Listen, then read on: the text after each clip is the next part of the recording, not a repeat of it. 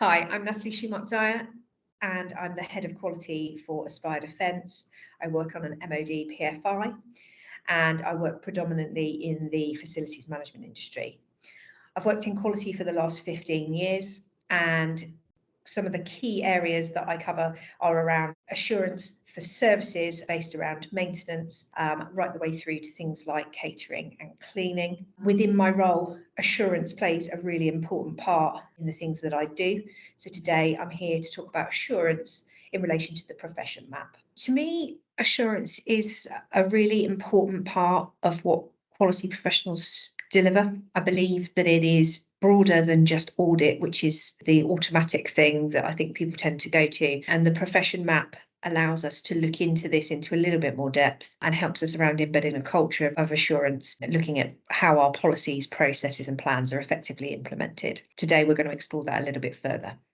Assurance covers providing confidence that requirements can be satisfied, monitoring and measuring for assurance, assessing and auditing for assurance, and reporting and addressing assurance findings. So first of all, we will have a look at Tier 1. So one of the most important sections in Tier 1 for me is around identifying and assisting with a range of assurance approaches. This is really important because using a range of approaches helps you on a day-to-day basis, getting to know the way that systems work, engaging with the services, and also engaging with people at different levels. I think quite often when you say the word audit, people will immediately take a step back and will be quite overwhelmed by the prospect of being audited. The reality is that actually when you are talking to people and having a conversation with them, you can be gleaning lots of information and actually looking at how assurance works in reality, but without actually saying it. So I think it's really important to use your skills to actually get in there and go out and try a variation of different things for assessing how well something is working and looking at the bigger picture rather than just focusing purely in on compliance. One of the other areas that's very important in my role is around looking at risk. Risk assessment can come in a number of different ways. I think historically we have always thought about risk in relation to health and safety, but actually risk for quality professionals is just as important. And this is looking at risk on a business level. So within my role, I'm responsible for looking at the business risks and opportunities process. I've designed a number of different risk assessment activities in my time, which actually looks at, okay, so what is the risk? What is it that we need to think about in terms of managing that risk? Will it ever be truly mitigated? Or are there things that we can do to actually manage it and continue and deliver the work that we need to do? So I think understanding risk is a really key part of being a quality professional and really important to the way that we operate.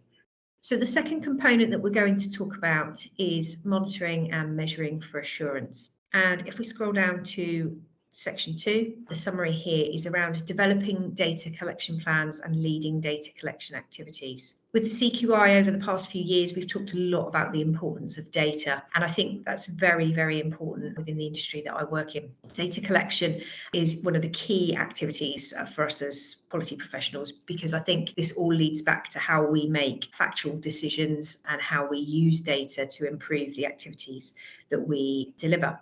So for me, data collection can come in many different forms. It might be interviewing and obtaining witness statements in the event of an incident. It could be a number of different things, but it's about obtaining enough data collection points so that you can then use that information to provide assurance that what it is that you've said you are making a recommendation about is accurate and can be shared with top management and the business to make effective decisions. So in Tier 4, one of the key activities that I would also be involved in is around developing and advising around the use of cost of quality. This is a really important tool for us because this allows us to look at where we have inefficiencies or waste, and to be able to then demonstrate to top management and the business how, if we implement different improvements and action plans, we will actually be able to make savings, and that is in time and in money, and how we can then use that information to improve the way that we are working. So it also allows us to provide assurance that when we've put an implementation plan in place,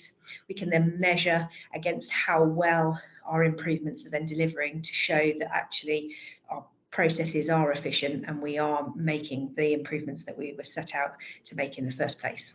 So the next one is around assessing and auditing for assurance. So I believe that audit is a really big part of any quality professional's job, and for me, audit has been prevalent throughout my career.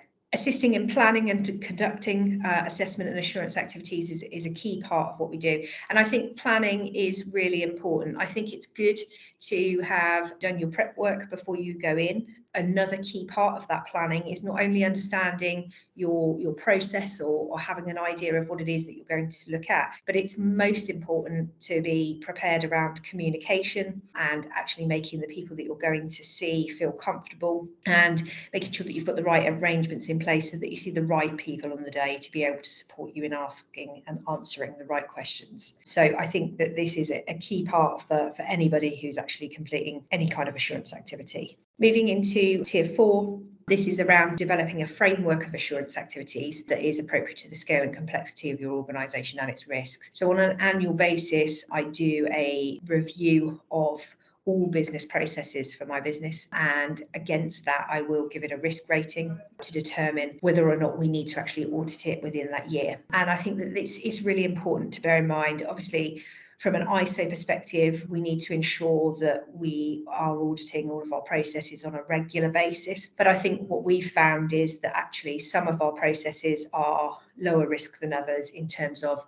complexity, the scale of the works that we are completing, and actually whether or not we are going to be engaging with lots of different people, whether it's a site-based risk. So there's a number of different things that we would need to keep in mind.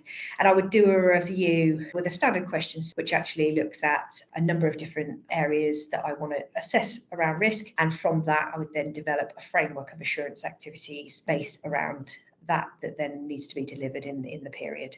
The last one is around reporting and addressing assurance findings. And I think that this is really important. After having done all of your assurance work, making sure that you are then ready to present back accurately is really important.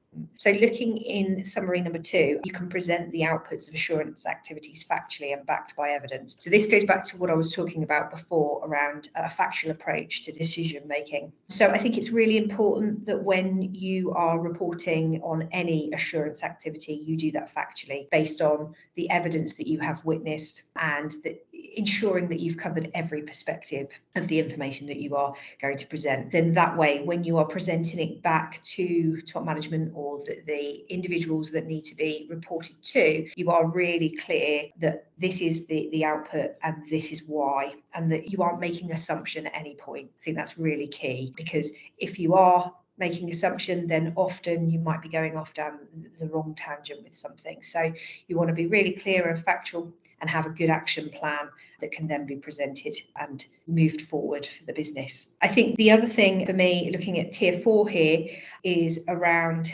developing a blame-free learning culture. This has been something that I think has been a real focus for me throughout my career. And I've talked a lot about stakeholder engagement today and communication. I think this all weaves into this. I think it's important to understand that when something goes wrong, it's not about understanding who did something wrong or who's to blame for something. It's about saying, okay, so something in our process didn't work this time. We need to learn from that. We need to harness lessons learned, and we need to use that to inform the way that we work further moving forward. That learning culture is really important, because ultimately, if we don't make mistakes sometimes, then we're not going to learn the best way for something to improve moving forward. And I think part of that is also about taking on board every different angle and understanding the expectations and needs of all of the stakeholders that are involved in a process, so that we give a clear picture and we can learn from that and make improvements as we move forward.